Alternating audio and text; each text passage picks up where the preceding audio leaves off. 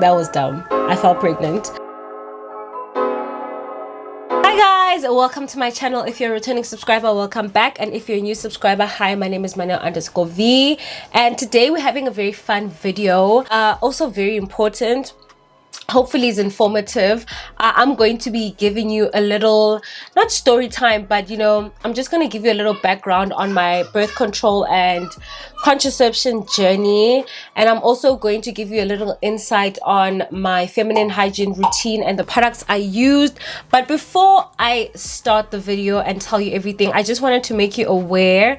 Quick disclaimer, guys, I am not a gynecologist, nor do I have any background knowledge in gynecology. The only thing that combines me and gynecology is that I'm a woman and I have a fanny, and that's it. So all of this is personal, is going to be stuff that is personal to me. So please guys, please don't attack me in the comment section or feel like I am spreading false or bad information.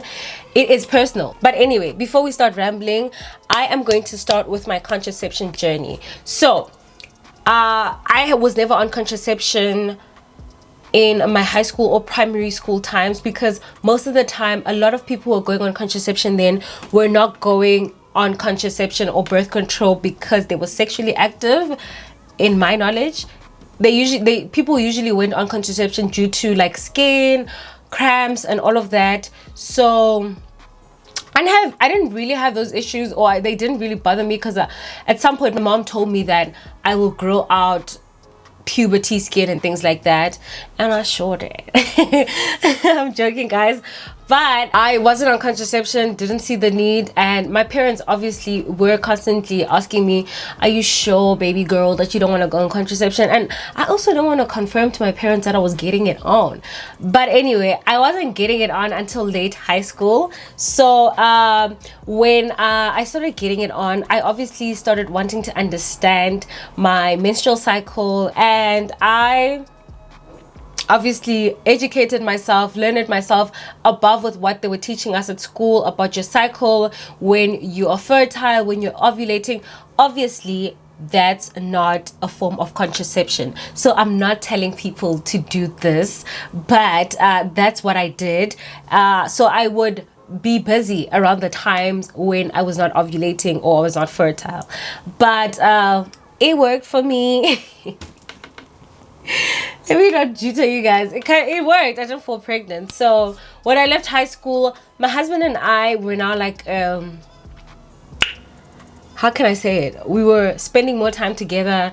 We were an official couple, and we basically were like to each other, if I don't get birth control, I'm going to fall pregnant. And none of us obviously were ready for a child at that time. So we took it upon our hands as adults. We thought we were adults, and we were doing research, and while we were doing research we stumbled upon the Implanon, because number one, I don't want to go on the pill, because when I was at home, if my mom or stepmom went through my stuff, she was gonna see it, and I just didn't want to have that conversation. And I don't want to get the injection because everyone hated it so much, and the side effects were very visible. So we were like, this sounds like a good idea, new technology or whatever. Like, I was excited, like no one is gonna know.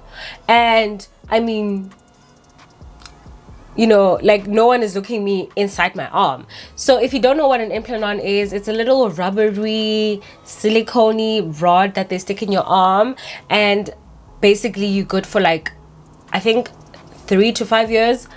But anywho, so I got the Implanon. I thought I was the boss. I thought I was the girl. I thought I was important. I thought I was gonna chase my dreams. Little did I know that when the side effects start kicking in, I am going to see proper flames. I saw flames, guys. I saw flames of hell, literally. I got every side effect under the sun, including depression, dizzy spells, confusion, everything. And at that point, I didn't know, like I genuinely didn't know that the Implanon was the issue. In all honesty, like probably my husband was just like, this girl is crazy. I was proper losing it. Like nekihlanya. So I thought maybe because I lost my grandmother and it was just like me processing the whole situation. I think in 2015 I was having a conversation with my stepmom, and she was just like, girl, I got this thing called this Implanon thing, and I thought it was a good idea until I started getting sick. And bear in mind, I'm in hell, but I obviously haven't opened to anyone about the Implanon. And I was literally on my period 90% of the time. Like, I was on my period every day. So I'm like, girl, tell me more. So she's telling me like the similar side effects. And I'm like, can I be honest with you, baby? I kind of got that thing and it's showing me flames. Luckily, I think I was going to go home in a month or so. So I went home and I took out the Implanon in late 2015. I took it out, and then in 2016, I went on the pill, and the two like brands or the pills that I was using was Nordet and Yes. And to be honest, I didn't like Yes that much because it also had like weird side effects, if that makes sense. So I would usually get Nordet, and for me, I really enjoyed it because the side effects were not bad. But the problem is that I genuinely feel like the pill is not a sustainable birth control method, especially when you're like me and you are all over the place. You sometimes very forgetful. So I was forgetting all the damn time, literally forgetting, guys. I would forget, you know what I'm saying, like proper forget. And we had these methods that if you forgot for 2 days, you take both the pills. It was just a mess, but luckily I also didn't fall pregnant then. So in 2016 December, I went home and my husband went to the Eastern Cape, and I basically took a break from birth control because I felt like I just needed a break, and I also didn't want my parents seeing me like taking pills. So in 2017 January, my husband and I came back to Johannesburg. We got together, we got it on, and we both knew obviously I wasn't on birth control then, and we're like, oh no, we'll get it next week. Like, I wasn't even paying attention to anything, and I was just like, probably the birth control is still like in my system. That was dumb. I fell pregnant. Fell pregnant in 2017, and if you don't know, I do have 2 baby boys. One was conceived in 2017 January, and one was conceived in 2018 April. Yeah, 2018 April. So during the period of 2017, 2018, early 2019, I was not on any birth control because also I was genuinely scared. I don't want to go through the trauma that I went through with when I was in birth control. So I was like stalling, but I also didn't want to fall pregnant then because I felt like there's things that I just wanted to do. So I was taking a break from conceiving babies. So I did some research, and then I came across the copper T rod.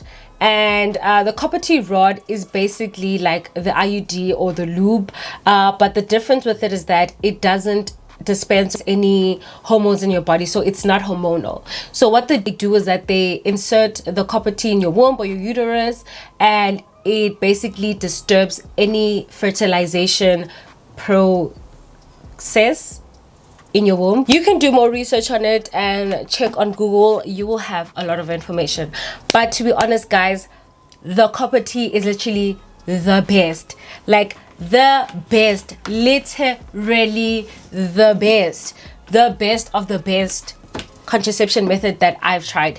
Number one, I don't have to go through the whole hormonal situation. Number two, there are literally no side effects. Obviously, the first time it got inserted, I was having cramps, but it wasn't like bad cramps like I'm dying or I'm in labor or I'm contracting. So it was just like mild cramps that I could deal with. It also changed my flow, so my flow is not as heavy. It's less heavy. It's still heavy, but it's not as heavy as it was. So in terms of that contraception, guys, if you're sexually active and you hate hormonal contraception and you want something that's easy where you don't have to take pills and you don't have to do this and you don't have to do that and you have to do that, the copper T is actually the girl for you. I don't think they offer it in public health, but I think places like Murray Stopes, which are subsidized by the government, it is cheaper versus getting it at a private gynecologist. So in all honesty, if you're watching this and you are looking into getting birth control, or you know, you are sexually active and you don't want anything that has to do with hormonal birth control, please do your research on the copper T and get into it. It is 99.9% effective, so it is very rare to fall pregnant on it. But obviously the downfalls is that when you are washing, or if you put your finger up your fanny, you'll feel the rod, and sometimes the rod can move. But to be honest, guys, it's not that easy for me. Like it's not that easy for the rod to move. But anyway, that's it when it comes to my birth control and contraception journey. So now we just diving into my feminine routine. I don't know where to start though. Should I start about periods or... But I just wanted to make a quick disclaimer, guys. I don't have a very intricate or very extensive or excessive feminine routine. I obviously try to wash myself twice, 1 to twice a day. If I can, I'll do twice, but if I can't and I'm tired, once is enough. You do it right, once is enough. And in terms of what I use to wash, I use Summer's Eve. I love the purple one. Before Summer's Eve, I was using GyneGuard, the unscented one. But then I came across this and I really liked this scented one. But I don't use this feminine wash every day of the month. I use it around the time I'm ovulating and the time I'm on my period. And the reason why is because in reality, guys, let me just keep it a buck with you guys. We need to normalize the fact that vaginas are not going to smell like roses. That's just nonsense. Like literally, it doesn't make sense. And I think we get too worked up about like the scent, and we start doing things that are irrational, like spraying deodorant or using your partner's hand soap to go freshen up and things like that. Because to be honest, guys, if you pay attention and close attention, guys don't care how they smell down there. They literally don't care, and they don't smell like roses in reality. Because a guy could be coming back from the gym and he wants to get it on. He's not going to be like, oh, I'm quickly just going to go wipe under my balls because it's musky or some shit like that. No, he wants to get it on. So I think girls should also be okay with just being okay with the fact that it's not going to smell like roses, if that makes sense. So stop giving yourself a rash by using his hand soap to clean up. Stop. Relax. I mean, obviously, if she's taken care of, she's clean, and you go to your regular gynecologist checkups, there wouldn't be an issue. Do you understand? So just, I feel like we as women need to normalize the fact that vaginas don't smell like roses, and they'll never smell like roses, if I'm honest. So I use this when I feel like I smell a bit strong, but I'm not pressed. Like, I'm not pressed to like always smell like roses. So this is what I use. And then these are the wipes that I keep in my bag. These are the Intima wipes that are infused with cranberry. I hope you guys can see them. I get these from Discam. And if you're getting wipes for your fanny, or you know, it's wipes that you use in the bathroom, make sure that you get flushable wipes. Because if you get the normal baby wipes or your facial wipes, or you know, wipes that are not flushable, they're going to clog your toilet, and you're going to be clogging people's toilets. So I keep these in my bag because when I'm at home, I usually use my baby soft ones, but I keep these in my bag. So if it ever happens, which is hardly the case, if I do a number 2 and I'm at someone's house, I will use these, because I genuinely feel like just dry tissue doesn't do the job. But that's a story for another day. But I also use them mostly when I'm on my period. So these are the wipes that I use. And then when I'm on my period, I usually use these Stay Free. I love Stay Free, guys. And I know a lot of you are going to be asking me like, why do you Stay Free? So quick background, I went on my period in grade 7, and obviously when I got to hostel in high school, you know, everyone was using fancy things like tampons and things like that. And then I was still using Always Ultra, but I had an issue with Always Ultra pads, because even if I frequently changed my pad, like literally every time I go to the bathroom I changed my pad, I would always have like a rim of rash around where the pad would sit. So when I got to hostel, people were using tampons, so I was like, oh, this is a good idea, let me try tampons. But to be honest, tampons never worked out for me. I always had an issue with tampons. I was never happy. I just didn't like tampons. Like, they're just not my thing. So I stopped using tampons, and from there on I was using Kotex, but I was still having the same issue, like the rash. And then when I started buying my own toiletries, because I wanted to save money, so I'd go to Clicks and I'd take the cheapest shit. Like, I'd literally just pick out the cheapest stuff.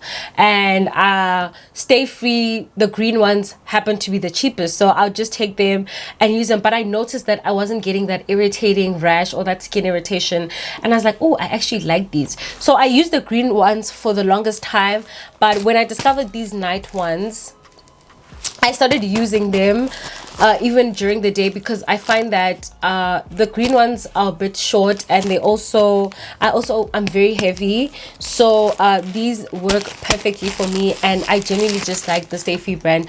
I don't know what they don't put in their sanitary towels or their pads, but I just don't get the irritation from them.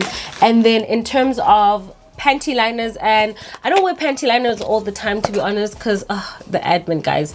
I usually wear Panty Liners when I am ovulating and I know I have a lot of discharge, or it's the last days of my period, or when I'm wearing a black or very rich tone panty, because I find that sometimes discharge can like bleach or like burn your panties. So I'll use Panty Liners then, and the ones that I use is these Stay Free ones that are lightly scented. I hope you guys can see them. They are lightly scented with aloe or something like that, and I really like these ones. When I was in high school, I used to use like the normal ones that came in like a very soft plastic, and they were big, like there was a lot of them. But now I'm a lady, I'm sophisticated, I am old, you know, so these are the ones I use. And then I recently, if you watch my vlogs, I recently got into yoni steaming, and the herbs that I've been using is the Yoni Wellness Spa Holistic Living herbs. Love them, guys. I think I've gave you a review in my vlog. I genuinely just love them, but I know a lot of people say you shouldn't yoni steam when you have a cup of tea, but for me, I've been fine. So I think you can do research on that part, but for me, I've been fine, and I'm not doing it as regular, if that makes sense. So I've done it twice, and for me, I've enjoyed it. I'm going to try the tea soon, and I'll let you know about the tea. But that's it, guys. Like, literally, that's it.